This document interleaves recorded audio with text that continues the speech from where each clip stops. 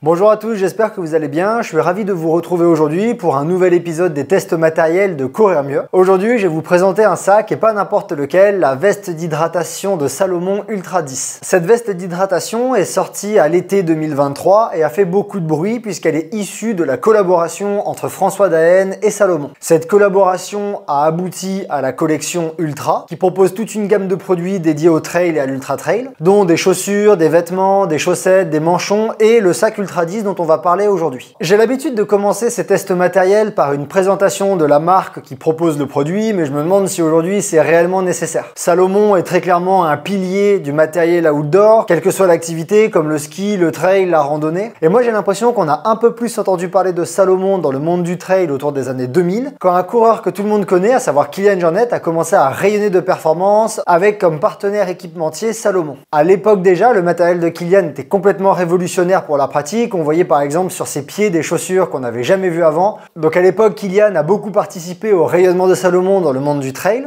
Mais quelques années plus tard, en 2009, un autre coureur aux performances remarquables a rejoint l'équipe Salomon. Il s'agit de François Daen. Avec des résultats à la hauteur de l'homme, François Daen a fait vibrer le monde du trail depuis ses premières participations en arborant fièrement un S sur tout son équipement. La gamme Ultra de Salomon est présentée comme le fruit d'une dizaine d'années de collaboration étroite entre François Daen et la marque. On retrouve d'ailleurs sur tous les produits de la gamme la mention Born from a Decade of Shared Vision, François X Salomon, c'est-à-dire né d'une dizaine d'années de vision partagée entre François et Salomon. Donc cette gamme, elle est présentée comme l'aboutissement d'innombrables heures passées en usine, en réunion également, à réfléchir au concept de produit, mais également sur le terrain à tester des dizaines de prototypes. Cette collection Ultra a pour but de rendre accessible à tous les athlètes de trail et d'ultra trail les produits que François a utilisés sur ses performances, tout en transmettant sa passion et l'esprit trail que lui véhicule. Maintenant, je vous propose de rentrer un peu dans les détails de ce sac Ultra 10. Si vous êtes habitué aux sacs de la marque, comme par exemple les Advanced Skin 5 et 12 ou les Sense Pro 5 et 10, mettez-les de côté. Le sac que je vais vous présenter aujourd'hui est complètement différent et a pour but de relayer au second rang ces vestes d'hydratation déjà brillantes d'innovation. Le sac Ultra 10 est un des deux produits phares de la collection Ultra avec les chaussures Ultra dont vous retrouverez le test sur la chaîne. La question que vous pourriez vous poser, c'est est-ce que ce sac, on l'a déjà vu quelque part? La réponse est oui. François Daen a porté des prototypes de ce sac lors de sa victoire sur la Hard Rock 2021, lors de sa deuxième place sur la Hard Rock 2022, lors de sa victoire sur l'UTMB 2021, mais également lors de sa tentative de record sur le Pacific Crest Trail.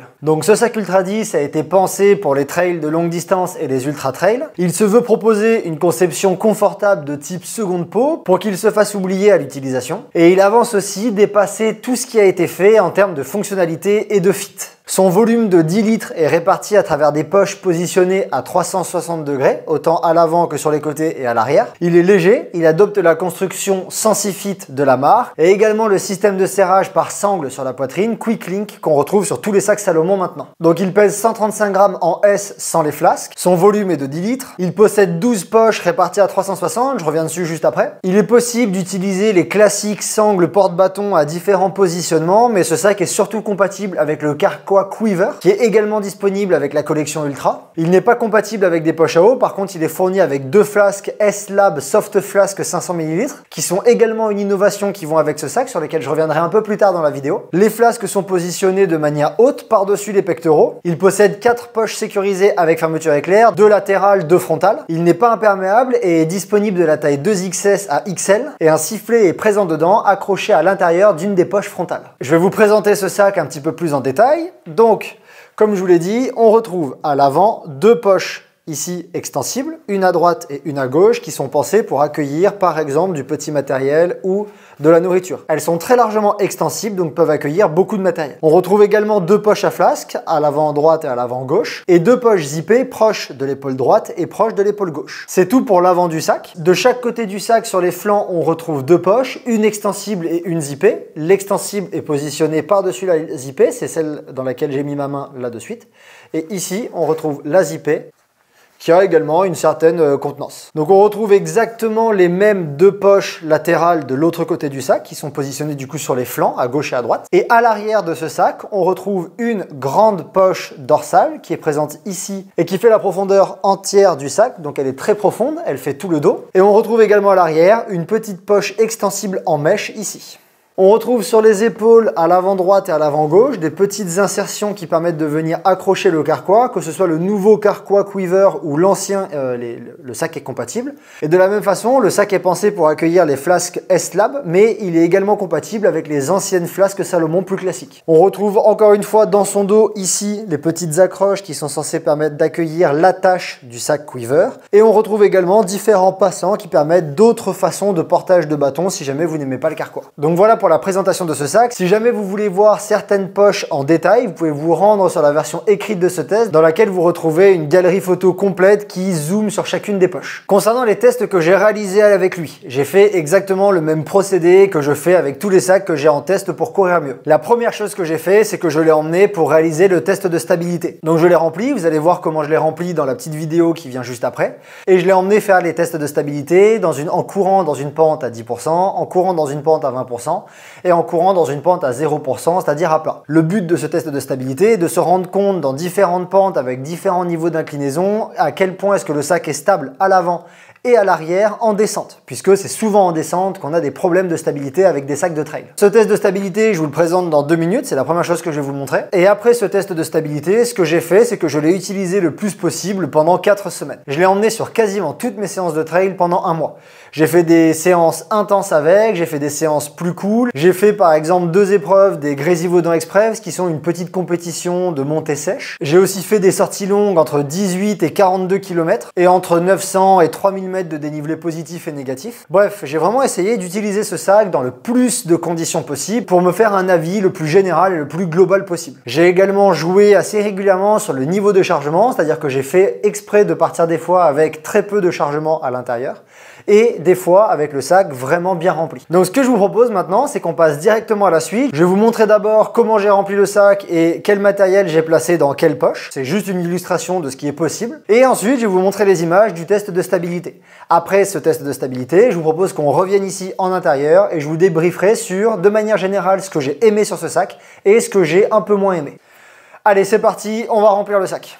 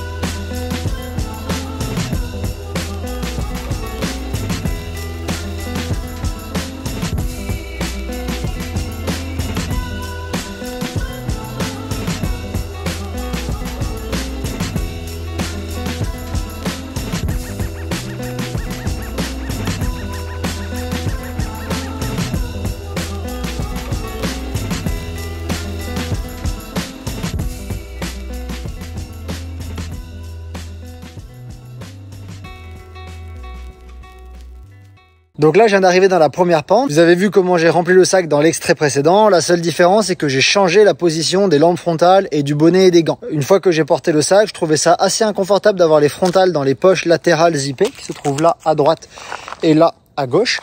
Et du coup, j'ai échangé avec la poche de derrière. J'ai mis dans la poche de derrière, du coup, les 2 frontales et le gobelet. Et dans les poches latérales ici, j'ai mis le bonnet et les gants. C'est beaucoup plus confortable. La seule chose qui reste inconfortable, j'en reparlerai dans la suite de la vidéo, c'est le téléphone dans la poche zippée à droite.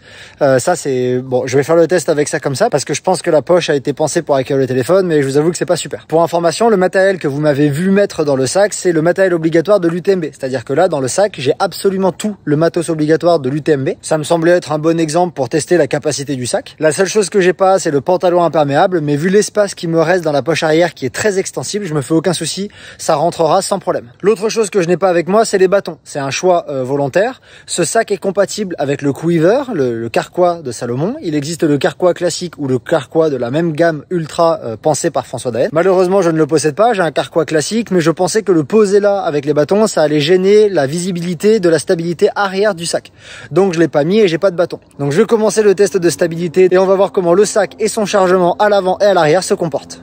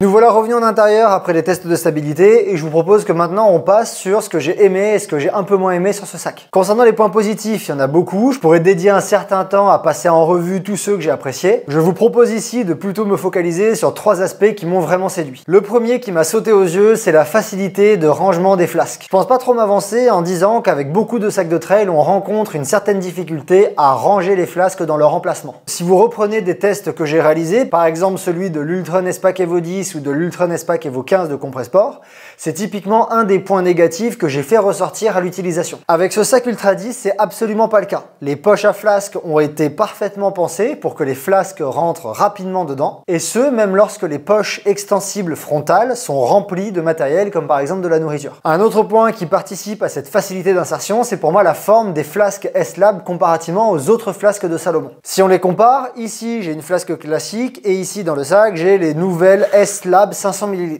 Et ce qu'on remarque, c'est que la forme des S-Lab 500 ml est plus conique que les soft flasques 500 ml classiques. On est exactement sur la même constance, sauf que les nouvelles flasques S-Lab ont été pensées avec une forme légèrement en pointe qui aide à l'insertion dans le sac. Et ça saute aux yeux à la première utilisation. Il n'y a pas besoin de prendre en main le sac de manière particulière. Immédiatement, on se rend compte que les flasques rentrent extrêmement facilement à l'intérieur. J'ai tellement été surpris par cette facilité d'insertion des flasques que je me suis amusé à me chronométrer et à établir un record personnel de 7 minutes 28 pour changer les deux flasques et remettre les élastiques.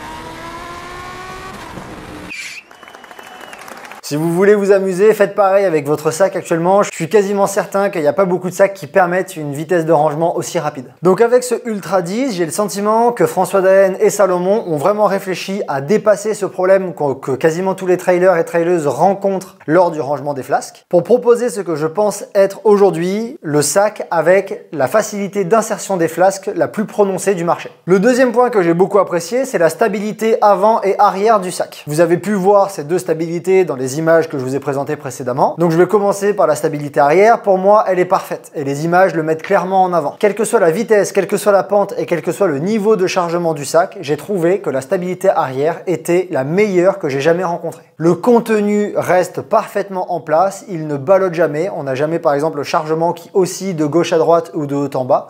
Donc ça pour moi c'est vraiment une réussite. La stabilité arrière est nickel. Concernant la stabilité avant, je l'ai également trouvée vraiment réussie. Elle est légèrement moins prononcée qu'à l'arrière, mais comme vous l'avez vu sur les images que je vous ai présentées précédemment, les flasques sont très stables, on les voit pas ou très peu osciller de manière verticale. Et de même, le contenu des poches avant, à moins que vous mettiez du matériel réellement lourd comme par exemple votre téléphone, le matériel que vous pouvez mettre dans les poches avant est bien maintenu et ne bouge pas. Ça c'était une petite crainte que j'avais lors des premières utilisations du sac parce que les poches ici, le haut des poches n'est pas tendu, c'est-à-dire qu'il n'est pas plaqué contre la flasque.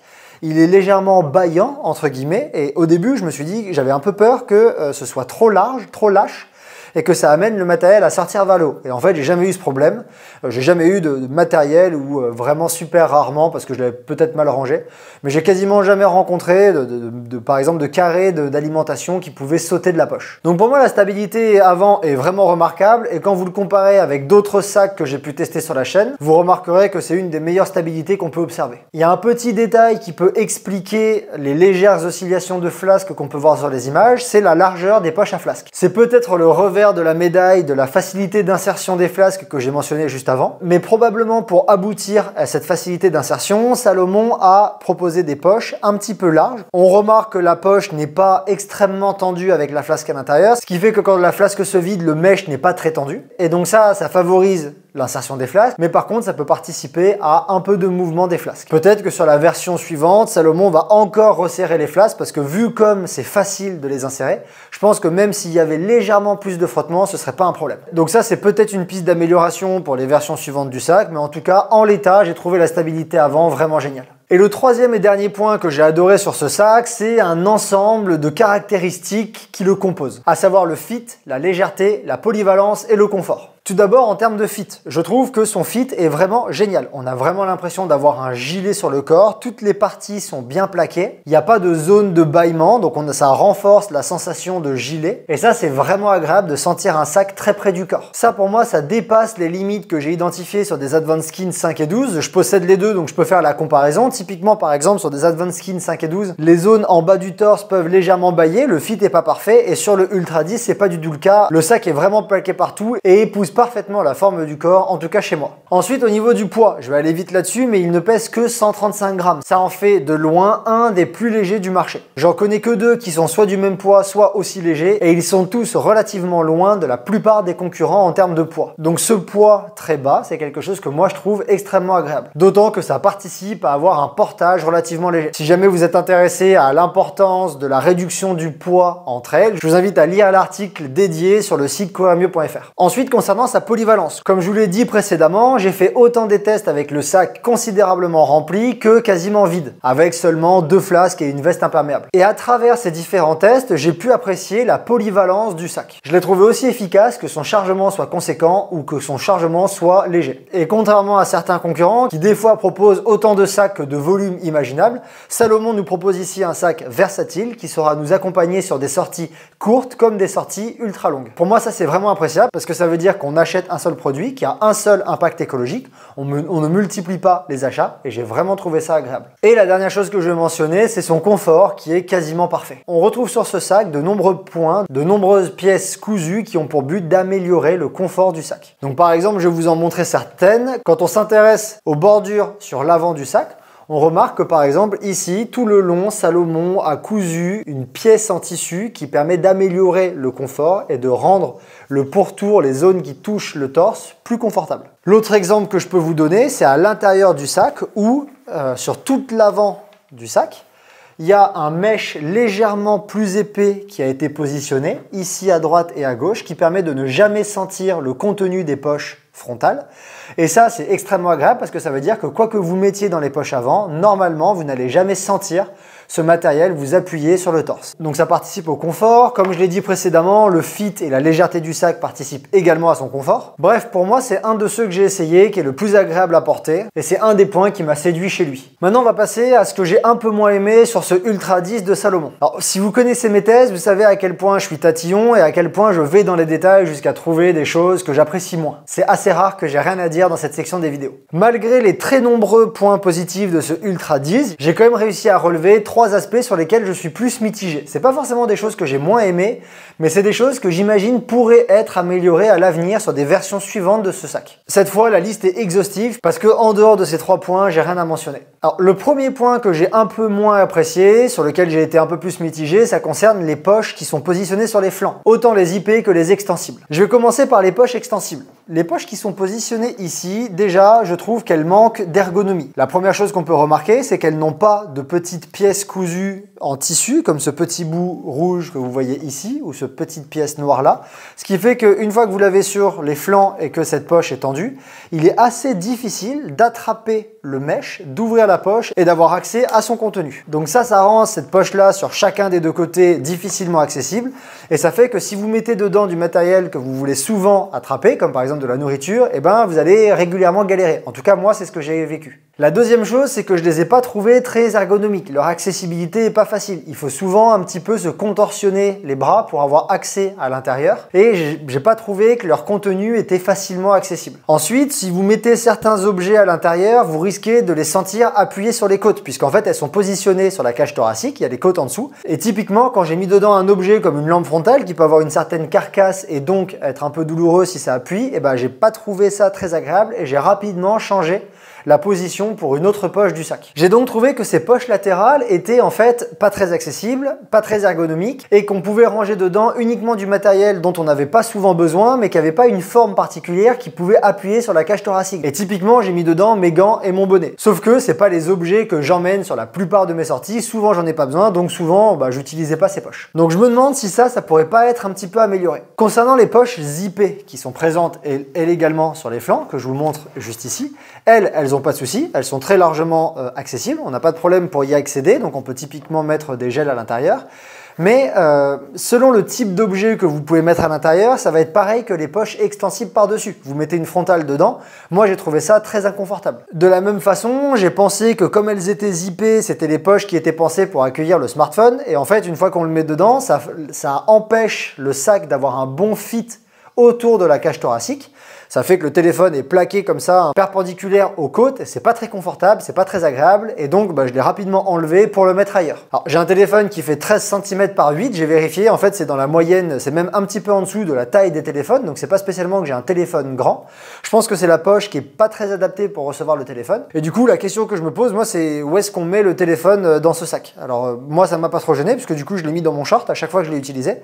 Les tests stabilité, je l'ai fait avec le téléphone dans la poche zippée, mais je sais que sur une sortie longue, je le mettrai pas dans cette poche-là parce que c'est pas très confortable. Donc pareil, j'ai utilisé ces poches zippées plutôt pour mettre des gels, parce que les gels que j'utilise n'ont pas de bouchon, c'est juste un petit emballage, donc on va pas les sentir sur les flancs. Dans l'autre, j'ai souvent mis ma couverture de survie avec ma bande extensible, parce que pareil, ça peut épouser la forme des côtes, donc ça va pas gêner. Mais bref, tout ça, ça m'a donné l'impression que ces poches-là zippées, elles aussi, elles sont super spécifiques à un type de matériel. Je sais pas exactement lequel. Moi, j'ai trouvé ça à mettre dedans.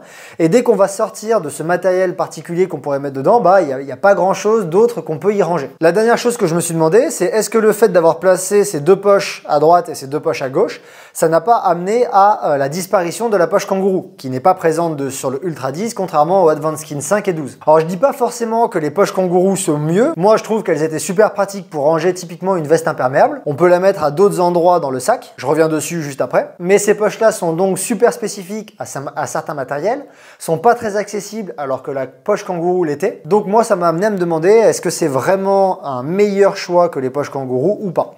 J'ai pas la réponse. Au final, moi, j'ai assez bien trouvé ce que j'allais ranger dedans et des fois, je les utilise pas quand je pars avec pas beaucoup de matériel, donc c'est pas très grave. Mais peut-être que certaines personnes seront gênées par ce détail-là et ne sauront pas quoi mettre dedans. Si vous avez déjà en tête ce que vous allez y ranger, comme par exemple des gels, la couverture de survie, un bonnet, des gants, alors je pense que ça vous gênera pas et vous mettrez ce matériel spécifiquement ici pour éviter que ça vous dérange et pour maximiser le fit au niveau de la cage thoracique. Le deuxième point qui m'a un petit peu moins convaincu sur ce sac, c'est la petite poche arrière extensible. Je vous la remontre ici, c'est celle-là. Donc elle n'est pas très grande, vous voyez, par exemple, moi, ma veste imperméable ne rentre pas à l'intérieur. Je pense pas avoir une des plus grosses du marché et en fait, si je la mets dedans, elle rentre pas très bien, je peux vite avoir un petit bout qui dépasse. La deuxième chose, c'est que étant placée dans le dos, elle n'est pas très accessible, pour pas dire pas du tout accessible. En tout cas, moi, j'ai jamais réussi à passer la main et accéder à son contenu. Le seul moyen pour moi d'accéder à son contenu, c'est d'enlever le sac et d'attraper ce qu'il y a à l'intérieur. Là aussi pour moi, comme cette poche manque d'accessibilité et qu'on n'aura pas accès à son contenu en course, ça réduit à très peu d'options le type d'objet qu'on peut y ranger. Typiquement, moi, j'y ai toujours rangé ma frontale et mon gobelet, parce que c'est pas des objets dont j'ai régulièrement besoin quand je suis en train de courir. Mais si vous souhaitez y mettre, par exemple, une veste imperméable, je suis pas sûr que ce soit la meilleure des idées, parce que vous serez forcé d'enlever le sac pour y avoir accès. Le choix de cette poche arrière extensible, sa positionnement, a également participé, je pense, à la disparition de la poche kangourou. Donc là aussi, c'est une vraie question. Est-ce que toutes ces quatre poches-là, qui au final sont réservées à très peu de matériel et ne sont pas super accessibles, sont vraiment mieux que les poches kangourou ou pas? C'est une question qui est super ouverte. Moi, j'ai pas de réponse.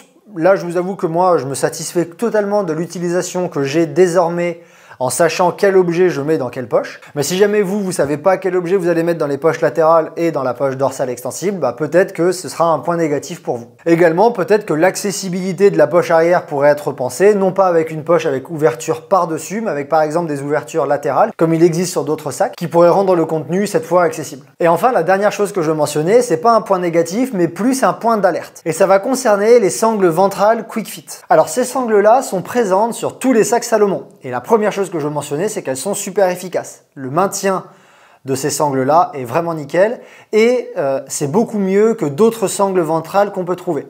Déjà parce que, comme vous le voyez ici, c'est très élastique. Et moi, personnellement, les sacs que j'ai essayés avec des sangles ventrales rigides, je trouve que c'est une catastrophe, c'est extrêmement désagréable. Par contre, au-delà de l'efficacité de ce système de serrage, il faut savoir qu'à la longue, si vous l'avez bien serré sur la cage thoracique, comme ces deux petites cordelettes relativement fines et tendues, elles peuvent venir vous gêner un petit peu, générer une petite sensation de cinglement sur la cage thoracique. Ça peut se révéler inconfortable, ça peut gêner certaines personnes dans certaines conditions particulières. Déjà, si vous avez un t-shirt un petit peu épais, ça aide à atténuer ce problème, mais il faut l'avoir en tête. Ma solution principale à moi, comme je suis pas un grand fan des t-shirts épais, c'est de desserrer l'avant du sac le plus souvent possible. Par exemple, dès que je suis en montée où j'ai pas besoin d'un maintien de la stabilité prononcé, je desserre le système Quick Fit. Le gros avantage, c'est que ce système se desserre et se resserre en une seconde. Comme vous pouvez le voir ici, là, je l'aurai desserré.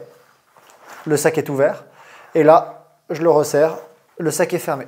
Donc ça prend vraiment une seconde de desserrer et resserrer l'avant du sac, donc gardez-le en tête. Mon conseil en tout cas, pour éviter les désagréments avec ce système Quick Fit, ça va être de garder en tête qu'il faudra certainement desserrer l'avant du sac le plus souvent possible, par exemple dès que vous êtes en montée. En conclusion, et malgré ces 3 petits points sur lesquels je suis un petit peu mitigé, moi je trouve que ce sac est un des plus aboutis du marché aujourd'hui. Il est rapidement venu remplacer mon ancien sac préféré et aujourd'hui c'est celui que j'utilise le plus. Tout simplement parce que la quantité de points positifs qu'il possède est énorme et efface d'un revers de main les petits désagréments ou les petits points d'amélioration que j'ai mentionnés juste avant. La facilité des rangements des flasques S-Lab 500 ml, c'est génial, ça fait gagner un temps fou et ça évite des galères. La stabilité arrière du sac est parfaite, ça ne bouge absolument pas. Sa stabilité avant est proche de la perfection et moi elle m'a jamais gêné, jamais je me suis dit mince les flasques ballottent, contrairement à d'autres sacs que j'ai testés. Le fit est super ajusté, le poids est très bas, sa polyvalence est remarquable et son confort est extraordinaire. Donc pour moi ça en fait un sac vraiment abouti qui reflète probablement les très nombreuses heures de travail et de collaboration qu'il y a eu entre François Daen et la marque Salomon. Ce sac Ultra 10 c'est pour moi un bijou pour vos sorties de trail courtes, longues et ultra longues. Il a été confectionné avec passion, avec rigueur et ça se ressent dans tous les détails du sac. Et il sera pour moi un super compagnon pour passer de longues heures à s'entraîner ou à faire des compétitions sur les sentiers. Il est disponible au prix de 200 € sur le site de Salomon, je vous ai mis le lien dans la description. Voilà, c'est tout pour mon test du Ultra 10 de Salomon créé en collaboration étroite avec François Daen. J'espère que ce test vous a plu et répond à la plupart des questions que vous vous posez, mais si vous êtes encore là, c'est sûrement que la réponse est oui. Vous pouvez retrouver la version écrite de ce test avec des photos détaillées sur le site courermieux.fr et vous retrouverez également sur le site tous les tests matériels que je réalise. Comme je le dis à chaque vidéo, le meilleur moyen que vous pouvez avoir pour m'aider à continuer à vous proposer du contenu de qualité, c'est d'aimer cette vidéo, de la commenter, pourquoi pas de la partager autour de vous et de vous abonner à la chaîne pour être sûr de ne rater aucune de mes publications. Je vous invite également à me suivre sur mes autres réseaux comme Instagram, dont j'ai mis le lien dans la description. Si vous avez des questions sur ce sac, vous pouvez m'écrire, comme je l'utilise quotidiennement encore aujourd'hui, je pourrai certainement être en mesure de vous répondre. Ou alors vous pouvez contacter l'équipe Salomon qui vous répondra le plus rapidement possible. Encore merci pour votre soutien et à bientôt pour un prochain test matériel.